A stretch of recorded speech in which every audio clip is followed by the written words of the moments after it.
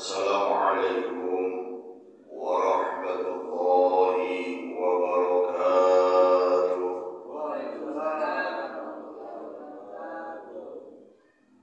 Alhamdulillahilladzi farada taubata wa harrama al-asghar. Asyhadu an la ilaha illallah wahdahu la syarika lahu katibul athar. Wa asyhadu anna Muhammadan abduhu wa rasuluhu safwatal akhyar.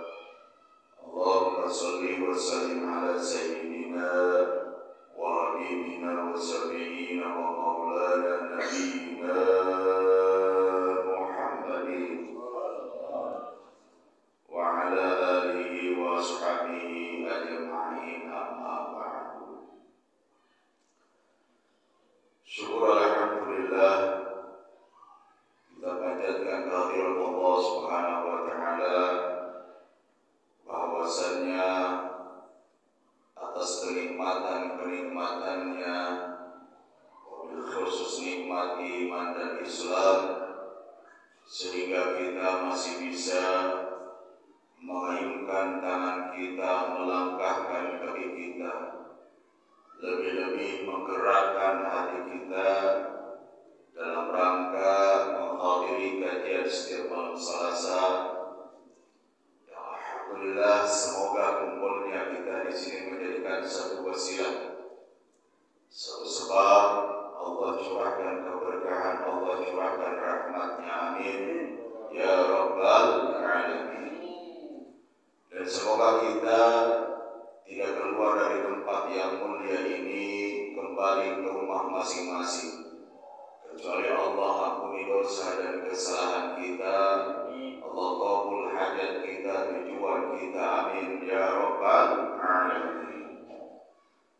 Salawat dan salam marilah kita senantiasa limpahkan kepada manusia yang agung, manusia yang mulia, Sayyidil Wujud Nabi besar Muhammad sallallahu alaihi wasallam beserta para keluarganya, para sahabat-sahabatnya, para tabi'in wa tabi'ut tabi'innya, dan semoga yang hadir di sini diaku sebagai umatnya sampai akhir zaman dan kelak mendapatkan syafaatnya, amin ya rabbal alamin. Hadirin hadirat, remaja remaji yang dimuliakan Allah Subhanahu wa taala. Sebelum kita lanjut kepada pembahasan materi malam ini, terlebih dahulu kita doakan saudara-saudara kita yang sedang berbaring sakit, semoga Allah angkat penyakitnya, amin ya rabbal alamin. Wabil khusus jamaah kita, Bapak Ajib dan juga Bapak Madi, semoga beliau yang sedang sakit dirawat di rumah sakit, semoga Allah angkat penyakitnya, Allah senantiasa sehatkan dan bisa kembali berjamaah dengan kita semuanya, amin ya rabbal alamin. Al-Fatihah. Bismillahirrahmanirrahim. Alhamdulillahirabbil alamin. Iyyaka na'budu wa iyyaka nasta'in. Shiratal ladzina an'amta 'alaihim ghairil maghdubi 'alaihim waladdallin.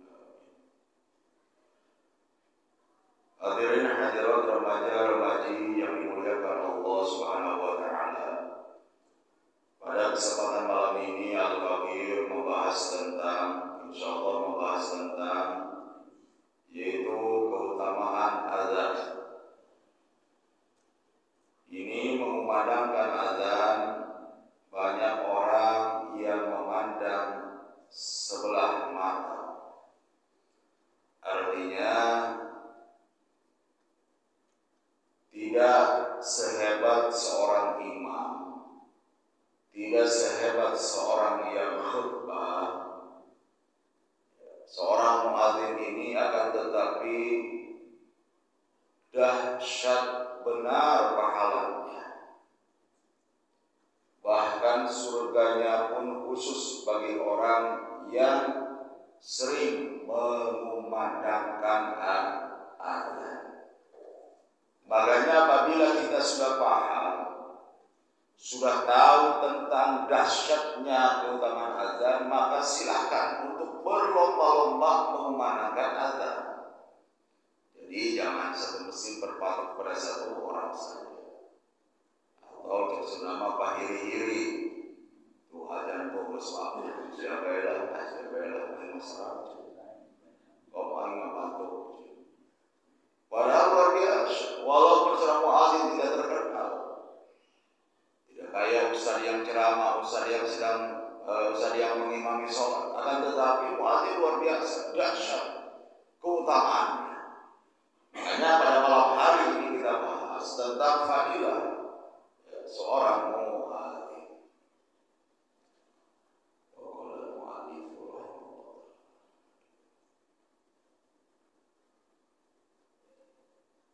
Oleh Nabi sallallahu alaihi wasallam wisnadika sapa kanjeng Nabi Muhammad sallallahu alaihi wasallam, man adzana sing sapa azan yasiu li sholati duwe salat sab'a sinina ing pitung tahun muhtasiban hal ikhlas kataballahu mangkanu li sapa Allah lahu krewesimu bara'atan minan nar ing lebar saking api neraka. Jadi maksud hadis ini adalah siapa orang yang azan, mengumandangkan azan, Allahu Akbar, Allahu Akbar, memanggil sholat untuk melaksanakan sholat 5 waktu selama 7 tahun berturut-turut dengan penuh keikhlasan, maka Allah tulis bagi muadzin tersebut terbebas dari api neraka. Alhamdulillah. Ini satu tiket sebenarnya. Satu tiket buat kita untuk bebas kelak di akhirat dari siksa api neraka. Dengan apa? Dengan dakwah rutin sering mengumandangkan azan di masjid-masjid, musola-musola ataupun majelis taklim dalam rangka memanggil orang untuk melaksanakan sholat 5 waktu. Makanya luar biasa, walaupun kita memandang tadi sebelah mata seorang muadzin, karena di kita biasanya seorang muadzin itu merangkap dengan marbot, benar kan? Dari sisi kebersihan itu azan pun itu. Padahal Masya Allah, marbot di pandangan Rasulullah luar biasa dahsyatnya pahalanya. Bahkan dulu ada kisah zaman Rasulullah tatkala sahabat meremehkan seorang marbot, meremehkan seorang petugas kebersihan. Akan tetapi tatkala Rasulullah tidak berjumpa kembali petugas kebersihan tersebut, maka Rasulullah bertanya, mana tukang kebersihan itu, marbot itu? Sahabat dia jawab cuek, mati. Rasulullah marah, bahkan langsung Rasulullah zarafi datangi makam marbot tersebut. Kenapa? Mulia. Pekerjaan marbot itu membersihkan rumah Allah, membersihkan masjid. Merangkap azan, Masya Allah, ini udah luar biasa. Jadi terbebas dari api neraka. Hadis berikutnya waqala sallallahu alaihi wasallam wisnadi kaya kanjeng Nabi Muhammad sallallahu alaihi wasallam, man adana sintai sing sapa adan yesi wong sintai asyarata 20 12 sanatan arah tahun wajabat maka wajib lahu krewesi wong al jannatu opo surga. Jadi siapa orang yang azan 12 tahun berturut-turut, tadi 7 tahun, sekarang 12 tahun, istiqomah selama 12 tahun mengumandangkan azan, memanggil orang untuk sholat, tidak mengenal lelah, mau maghrib, mau isya, mau subuh, dia kumandangkan azannya selama berturut-turut 12 tahun, maka wajib baginya balasannya surga. Amin ya rabbal. Udah 2 tiket. Yang tadi 7 tahun terbebas dari api neraka, sekarang 12 tahun. Ya. Balasannya surga. Makanya mulai sekarang kalau sudah tahu bismillah pertamanya berebut. Awal-awal waktu sholat mereka aja. Teka begini nih mau di masjid uang mana? Azan berobat. Ini teka balik uang azan. Bawa masing-masing.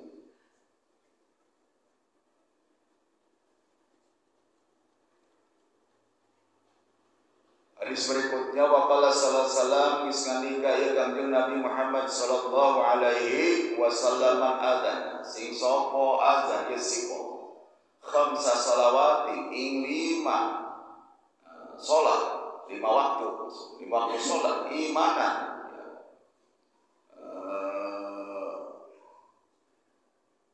dengan berimanan wahtisaban lan ikhlas gufira lahu maka dengan hampura lahu krewesi wong mata qaddama ing barang kang narima dimin ieu barang min dambih saking dosane si wong.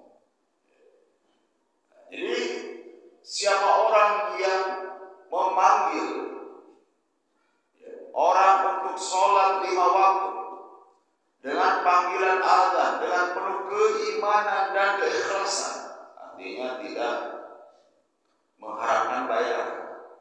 Memang muadzin sekarang di masjid-masjid ada gajinya, muadzin ada gajinya, tetapi yang penting kita tidak berharap. Ada pun dikasih kita terima, itu pun termasuk kategori ikhlas. Yang penting tidak berharap, tidak minta. Ada pun kita dikasih oleh pihak pengurus masjid itu sebuah hadiah dari Allah Subhanahu wa Ta'ala. Jangan hati juga kalau tentang penuh ikhlas yang berbeda. Kalau punya dilempar ke sampah, sobek-sobek. Ini yang penting kita jangan minta, jangan berharap. Tapi kalau digaji kita terima pahalanya. Sama itu kategorinya penuh keikhlasan, keimanan sama. Kita bersama untuk uang, untuk apa? Belanja, untuk makan sehari-hari. Bukan sehari-hari niatnya apa? Untuk buat ibadah. Itu aja niatnya. Maka diampuni dosanya yang akan datang dari dosa-dosa si wong tadi. Nah, jadi azan ini luar biasa. Makanya Bilal bin Rabah tatkala Rasulullah SAW meninggal dunia terpukul. Bilal bin Rabah lama tidak mengumandangkan azan karena kesedihannya sepeninggalnya Rasulullah SAW. Tatkala beliau dibujuk kembali oleh para sahabat, akhirnya beliau mengumandangkan azan. Waktu itu semua menangis mendengar merdunya lantunan azan Bilal bin Rabah. Tapi tatkala mengucapkan asyhadu alla ilaha illallah, tatkala beliau mengucapkan wa asyhadu anna Muhammadar Rasulullah, maka beliau tidak bisa meneruskan azannya karena ingat terhadap junjungan Nabi besar Muhammad sallallahu alaihi wasallam. Luar biasa Bilal bin Rabah, keimanannya seorang Masya Allah yang kulitnya hitam, tetapi seorang ahli surga karena terus istiqomah mengumandangkan azan. ketika Rasulullah menjadi imam, ketika bersama Rasulullah tidak putus untuk mengumandangkan azan.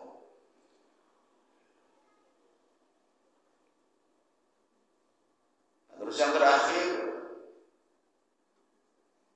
wa qala sallallahu alaihi wasallam, wis ngandika ya kanjeng Nabi Muhammad sallallahu alaihi wasallam, salah satu utawi iki iku wong telu yaksimu kang bakal ngaraksa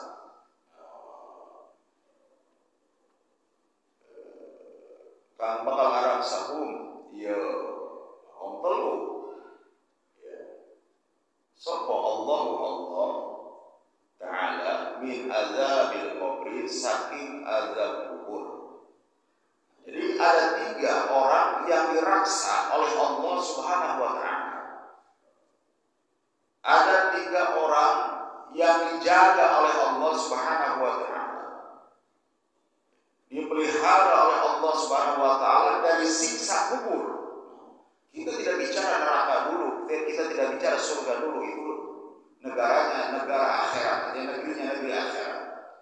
Kita bicara siksa kubur dulu, luar biasa dasarnya. Dan 3 orang ini terbebas dari siksa kubur. Siapakah kategori 3 orang tersebut? Asyahidu, tegese suwiji wong sahid, orang yang mati syahid, yang meninggal dunia ketika membela agama Allah, ataupun syahidunnya, syahid yang memang ketika lagi taklim, lagi mencari nafkah dan lain sebagainya, atau kategorinya hanyut di sungai atau kebakaran, itu adalah syahidunnya, punya syahid. Wal muazinu, la muazin. Muazin ini kategori orang yang dijaga oleh Allah dari siksa kubur. Memang selama ini kita paham yang dijaga oleh Allah, yang dirasa oleh Allah dalam kubur adalah seorang yang menghafal Al-Quran, menjaga Al-Quran. Banyak kejadian orang yang dakwah menghafal Al-Quran, memelihara Al-Quran, menjaga Al-Quran. Ketika dibongkar makamnya, maka masih utuh jasadnya. Kenapa? Nggak doyan, karena cacing nggak doyan, bumi nggak doyan, haram jasadnya dimakan oleh cacing. Nah begitupun muadzin, mati syahid sudah paham lah. Jadi muadzin, orang yang mendawamkan azan, memanggil orang. Sababiahnya muadzin, orang yang tadinya subuh bersiang jadi bangun mendengar azan, mau melangkahkan kakinya menuju masjid. Ya masya Allah, sababiahnya muadzin. Maka muadzin termasuk orang yang terbebas, dijaga, dipelihara dari siksa kubur. Sedangkan alam kubur menggambarkan akhirat. Ketika di alam kuburnya pedih, di alam kuburnya disiksa, nggak jauh, di akhiratnya pun pedih, disiksa. Tapi kalau dalam kuburnya nikmat, maka di negeri akhiratnya pun yang menyambut adalah surga.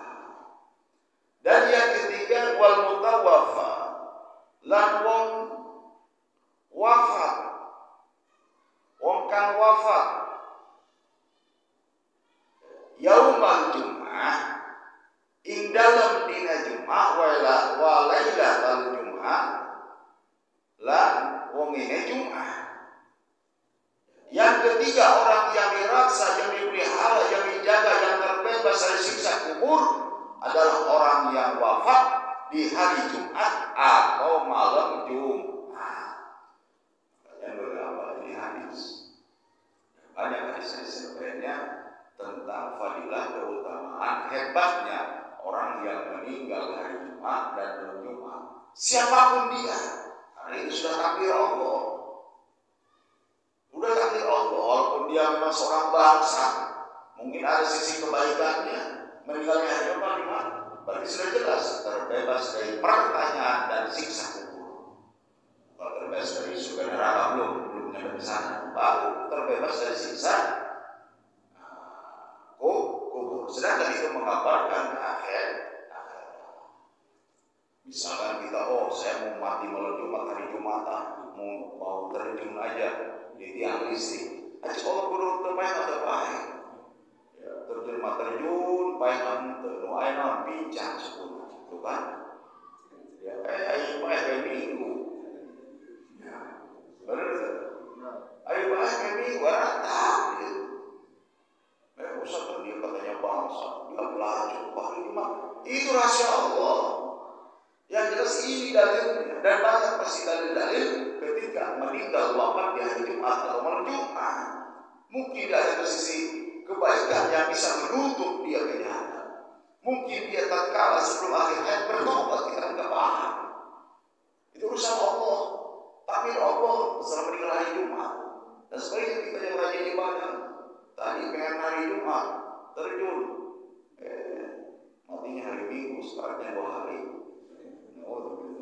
Kan itu sudah orang-orang pilih. Makanya mudah-mudahan kita meninggal yang husnul khotimah. Hari Jumat, malam Jumat sedang ibadah meninggalnya. Amin ya rabbal alamin. Makanya dari ulasan ini mudah-mudahan kita senantiasa istiqomah dalam mengumandangkan azan. Apalagi masjid ini sudah banyak jamaahnya. Jangan sampai masjid ini telat dari mengumandangkan azan. Banyak masjid-masjid yang lainnya azan telat, nggak ada muadzin. Masya Allah, masjidnya hebat, tapi jamaahnya nggak ada. Yang azannya nggak ada. Jangan sampai itu yang azan laki-laki, yang imam laki-laki, yang qomat laki-laki, yang bersih karpet yang mati.